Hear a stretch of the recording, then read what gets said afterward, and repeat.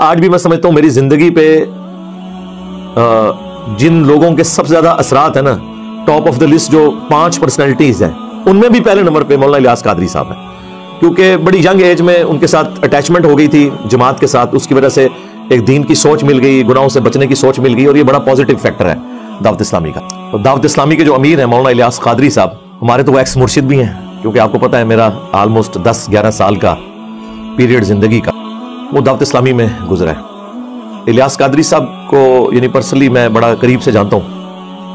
1999 میں کراچی بھی حاضری ہوئی تھی ان کے پاس، نماز بھی ان کے پیچھے متعدد نمازیں بھی پڑھیں، ان کے گھر بھی گئے، بلکہ اکٹھے بیٹھ کے کھانا بھی کھایا۔ اس وقت تازہ انہوں نے 2001 کے اندر عالمی مجلس شورا انہوں نے بنائی تھی اپنی دعوت اسلامی کی، اور اس میں حاجی مشتاق قادری صاحب جو بہت بڑے نعت خواں تھے، ان کو پہلا انہوں نے اس کا سربراہ بھی مقرر کیا تھا، لیکن وہ اس وقت کسی عارضے میں مبتلا ہو کے ینگ ایج میں ہی ان کی ڈیتھ ہو گئی۔ اللہ تعالیٰ ان کی مغفرت کرے، انہیں نیک کاموں کا اجر دے۔ 1997 کے اندر بہت بڑا ایک اجتماع بھی ہوا تھا پشاور کے اندر دعوت اسلامی کا، ایک پبلک اسٹرینتھ انہوں نے اس وقت شو کی تھی، وہ بھی ساری حاجی ابراہیم قادری صاحب کی کوششیں تھیں۔ سٹیل مل میں وہ ملازم تھے اور بڑے ڈیڈیکیٹڈ، یعنی الیاس قادری صاحب کے شروع کے ساتھیوں میں سے تھے، اور اس وقت تو الیاس قادری صاحب فرمایا کرتے تھے کہ اگر مجھے اچانک کچھ ہو جائے، کیونکہ 1995 میں ایک مرڈر اٹیمپٹ ہوئی تھی جس میں بال بچے تھے، اس کے بعد سے وہ یہ کہتے تھے کہ مجھے اگر اچانک موت آ جائے یا مجھے کوئی شہید کر دے، جو وہ کہتے ہیں، تو ابراہیم قادری کو تم نے اس جماعت کا امیر بنا دینا ہے۔ تھا الیاس قادری صاحب کو یہ امید بھی نہیں تھی کہ میری زندگی میں میری اولاد کوئی جوان بھی ہوگی۔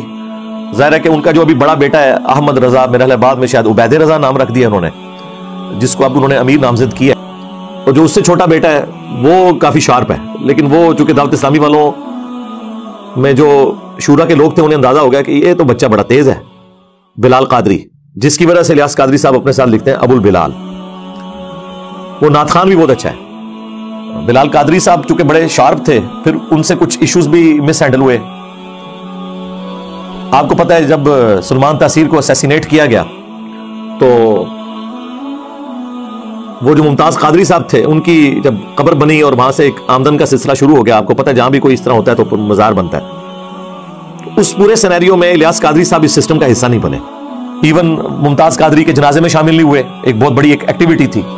بہرحال اس کی ریمیڈی کرنے کے لیے حاجی بلال قادری جو چھوٹے بیٹے ہیں ان کے، اب تو خیر چھوٹے تو نہیں، وہ شادی شدہ ہے، وہ جناب ننگے پاؤں ممتاز قادری صاحب کی قبر تک گئے، اور وہ خبر جب باہر نکلی، ایجنسیز نے پھر اپروچ کیا دعوت اسلامی والوں کو کہ بھائی پاکستان کی سب سے بڑی عدلیہ ایک بندے کو پھانسی دے رہی ہے اور آپ اسے ہیرو بنا کے پیش کر رہے ہیں، دوسری طرف آپ امن کے دائیں ہیں، آپ کا کیا لینا دینا ہے؟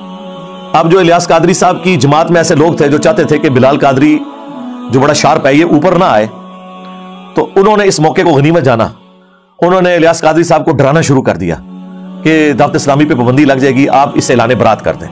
وہ اعلان برات کیا کیا، وہ اس کو انہوں نے جماعت سے ہی نکال دیا، اپنے سگے بیٹے کو۔ میں الیاس قادری صاحب کو پرسنلی جانتا ہوں، اور الیاس قادری صاحب کی شخصیت جو ہے یہ پاکستانی قوم کے لیے فی الوقت نعمت ہے، کیونکہ یہ ہارڈ لائنر نہیں ہے، یعنی یہ پیسو ریزسٹنس کے قائل ہیں۔ کبھی انہوں نے آپ دیکھیں کوئی پبلک پروٹیسٹ نہیں کیا، کبھی کسی احتجاج کے اندر، کسی پولیٹیکل ایشو کے اندر انوالو نہیں ہوئے۔ اسی وجہ سے ہماری ایجنسیز نے انہیں کئی سالوں سے جو ہے نا وہ امن کی نمبر 1 جماعت ڈکلیئر کر رہے ہیں پاکستان میں دعوت اسلامی کو۔ اور جینوئنلی الیاس قادری صاحب جب خود بھی مرڈر اٹیمپٹ ہوئی تھی، اس کے بعد بھی انہوں نے کبھی کوئی احتجاج اس طرح نہیں کیا، کسی بھی ایشو میں انوالو نہیں ہوتے۔ یہ جتنی بھی تحریکیں چلتی ہیں سیاست کے نام پہ یا مذہب کے نام پہ، وہ کسی میں حصہ نہیں لیتے، یہ ان کی ایک نیچر ہے۔ وہ ممتاز قادری صاحب جو ہیں وہ ان کے مرید تھے، تو پھر ظاہر ہے ان سے بھی سوال ہوا، انہوں نے کہا کہ میں تو اس چیز کو صحیح نہیں سمجھتا کہ کوئی قانون خود ہاتھ میں لے۔ دعوت اسلامی سے اب بلال قادری کا کوئی لینا دینا نہیں رہ گیا۔ یہ عبید رضا یا احمد رضا، یہ بیچارہ بالکل ہی سیدھا ہے، ہاں اس کے اندر یعنی شرافت تو بہت زیادہ ہے، لیکن وہ جو چلاکی ہوشیاری جو تھی الیاس قادری صاحب کی، اس کے امین جو ہے وہ بلال قادری صاحب ہیں، اور جو ان کی بالکل شرافت ہے اس کے امین یہ ہیں۔ یا تو یہ دونوں کٹھے رہتے، بل ان کو انہوں نے پتہ صاف کر دیا، بس اسی وقت پھر ان لوگوں نے موقع غنیمت جانا کہ اب یہ الیاس قادری صاحب ڈیفینسو موڈ میں گئے، ورنہ تو بڑی وہ پیر بھی ہیں ان کے، بڑا ان کو وہ عزت کی نگاہ سے دیکھتے ہیں، کوئی سوچ نہیں سکتا ان سے کوئی اختلاف رائے کر سکے۔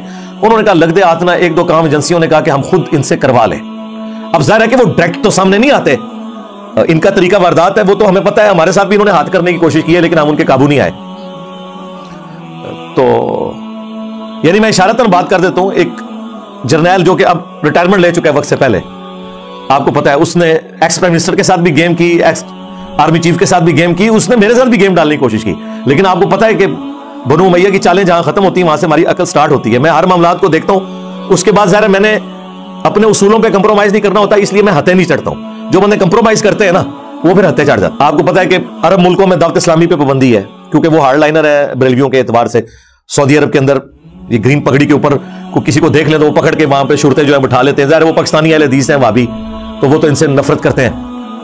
اب یہ بڑا اچھا موقع تھا, بیچ میں بندے انوالو ہوئے. یعنی یہ باتیں میں آپ کو بتا رہا ہوں جو ان اندر کے لوگ ہیں جن میں پاکستان لیول کے بریلویوں کے علماء اور مفتی بھی شامل ہیں, انہوں نے مجھے خود یہ باتیں بتائی ہیں اور پھر کچھ قرائن بھی بتا رہے تھے کہ الیاس قادری صاحب کی منتیں لوگ مار بیٹھے کہ بھئی آپ پگڑی کے رنگ کو فکس کیوں کر رہے ہیں, نبی علیہ السلام سے تو مختلف کلرز کی پگڑیاں پہننا ثابت ہے. اور آپ کو پتا ہے جب انہوں نے پگڑی چینج کی سب سے پہلے میں نے مبارکباد دی تھی کہ چلیں اچھا ہوا. اس سے پہلے تو ہم لوگوں کہتے تھے سفید پگڑی ہے کالی بند ہو, تو وہ تو اسے سفید پگڑی کو دیوبندیوں کی نشانی اور کالی پگڑی کو شیعہ کی نشانی سمجھتے تھے, حالانکہ اس میں تو بخاری مسلم میں حدیث ہیں. میں نے الگ سے اس پہ کئی ویڈیوز ریکارڈ کروا چکا ہوں. بہرحال وہ موقع غنیمت جانتے ہوئے انہوں نے جناب کام یہ ڈالا کہ پھر انٹرنیشنل ایجنسیز انوالو ہو گئی. انہوں نے کہا کہ اچھا پاکستان میں بڑی انفلوئنشل جماعت ہے یہ, اور بریلوی مکتب سب سے بڑا مکتب ہے پاکستان کا اور نان وائلنٹ بھی ہے, تو ہم نے وہابیوں پہ اتنا پیسہ لگایا, اس کے باوجود یہاں ہمیں کوئی آؤٹ پٹ نہیں ملی. وہ آؤٹ پٹ کیا چاہتے تھے کہ ملوکیت کو پروموٹ کیا جائے, یزید کو رحمت اللہ علیہ کہا جائے اور حسین کو نیچے کیا جائے. اس میں نہ ان کی کوئی یزید سے ہمدردی ہوتی ہے, نہ یزید کے باپ کے ساتھ کوئی ہمدردی ہوتی ہے, اور نہ کوئی حسین سے بغض ہوتا ہے, نہ حسین کے باپ کے ساتھ بغض ہوتا ہے. اصل میں وہ اپنی لائن سیدھی کر رہے ہوتے ہیں کہ اگر یزید کی ملوکیت جسٹیفائی ہوتی ہے تو عرب ملکوں میں تو آپ کو پتا ہے نہ ڈیموکریسی ہے نہ خلافت ہے, وہ تو ملوکیت خاندانی ایک ڈائنسٹی لے کے چل رہے ہیں. تو انہوں نے کہا چلو بریلویوں پہ پیسہ لگاتے ہیں. لیکن یہ باتیں اب الیاس قادری صاحب کو تو نہیں پتا, وہ تو نیچے کے لوگ استعمال ہو رہے ہوتے ہیں. انہوں نے پھر جناب بیچ میں ان کے گھسے کہ جی آپ لوگ کچھ ہمارے لیے معاملات کریں تو کچھ ہم آپ کو ریلیف دیتے ہیں, آپ کو مکہ مدینے میں مرکز بھی دے دیں گے, بنانے کی اجازت دے دیں گے. تو دو کام آپ کریں, ایک تو اپنی پگڑیوں کا رنگ چینج کریں. اس میں پاکستانی ایجنسیوں کا بیچ میں بینیفٹ یہ تھا کہ گرین پگڑی سے ایک جماعت بن جاتی ہے, ایک یونٹی ہوتی ہے, اور یہاں تو کسی جماعت کی پاپولرٹی کو برداشت نہیں کرتے, نہ کسی پرائم منسٹر کی پاپولرٹی کو برداشت کرتے ہیں, تو وہ کوئی نہ کوئی معاملہ چلا دیتے ہیں اس کے خلاف. بہرحال انہوں نے کہا کہ ٹھیک ہے جی آپ پگڑیوں کے رنگ چینج کریں, رنگ چینج ہوں گے تو یونٹی خود ہی ٹوٹ جائے گی. ایک نہیں, اب وہ رنگ کیا چینج ہوئے ہیں, وہ ایسے عجیب و غریب رنگ پہن رہے ہیں. بندہ کہتا ہے یار یہ کون سے رنگ پہن لیے انہوں نے. اچھا ایک تو یہ کام کروایا, دوسرا انہوں نے ان سے یہ کہا کہ بھئی آپ کو پتا ہے کہ حضرت امیر معاویہ رضی اللہ تعالیٰ عنہ کے خلاف بڑا پروپیگنڈا ہو رہا ہے یہاں پہ, شیعہ رافضی جو ہے وہ کر رہے ہیں. حالانکہ مسئلہ یہ نہیں تھا, مسئلہ اپنی ملوکیت بچانا تھا. تو آپ جو ہے نا اس کے اوپر تھوڑا سٹانس لیں.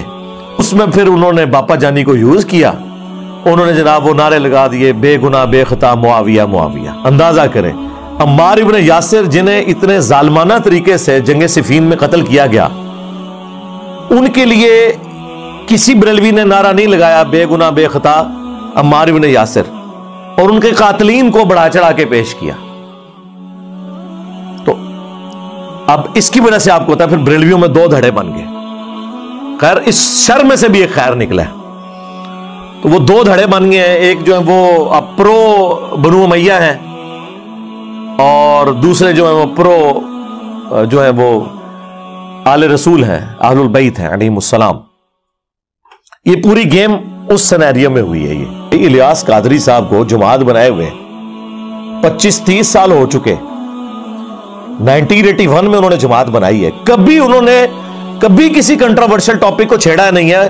اچانک جو ہے وہ آخری عمر میں پہنچ کے انہوں نے جس کو کہتے ہیں چکی کے نیچے ہاتھ دے لیا ہے. یہ بات کر کے کیا ضرورت تھی, لیکن پھر وہ گھبرا گئے. ظاہر ہے پھر آپ کو پتا ہے ریونج جب آیا, ان کی کئی مسجدوں میں درس بند ہو گئے, پنڈی مری کے پی سائڈ پہ. تو آپ کو پتا ہے وہ مفتی حنیف قریشی صاحب اور ان کے جو وہ شیخ ہیں حسین الدین شاہ صاحب, ان کا کافی انفلوئنس ہے. اس کی وجہ سے ان کے اوپر کافی پریشر آیا. پھر مفتی منیر صاحب نے بھی ان کو سمجھانے کی کوشش کی. الٹیمیٹلی انہوں نے اپنا بیان واپس لے لیا, یہ کہہ کے کہ میں آندہ یہ نعرہ نہیں لگاؤں. اس دن انہوں نے اناؤنسمنٹ کیجیے ہم اتنی مسجدیں جو ہے نا امیر شام کے نام پہ بنائیں گے. تو اس کی وجہ سے بریلویوں میں پھر ایک چیز وہ آنا شروع ہوئی کہ یار یہ کس طرف لے کے جا رہے ہیں. یعنی سنیت تو اس چیز کا نام ہی نہیں تھا. سنیت تو اس چیز کا نام ہے کہ امیر شام کو آپ نے لعنت نہیں کرنی, ان کی صحابیت کا انکار نہیں کرنا, انہیں منافق نہیں کہنا. باقی حضرت علی کے مقابلے پہ تو کبھی بھی کسی سنی نے انہیں صحیح نہیں سمجھا, خطا پہ مانا ہے. پھر اس وقت مفتی اشرف صاحب جو پاکستان میں سب سے بڑے آپ سمجھ لیں بریلویوں کے مفتی گجرات مراڑیاں کے اندر, وہ اس وقت حیات تھے, میں ان سے ملا بھی ہوں, تو وہ اس وقت بھی سامنے ہے. انہوں نے کہا یہ تو بالکل ناسبیت والا نعرہ ہے, بے گناہ بے خطا معاویہ معاویہ, یہ تو ناسبیت ہے اس کے اندر.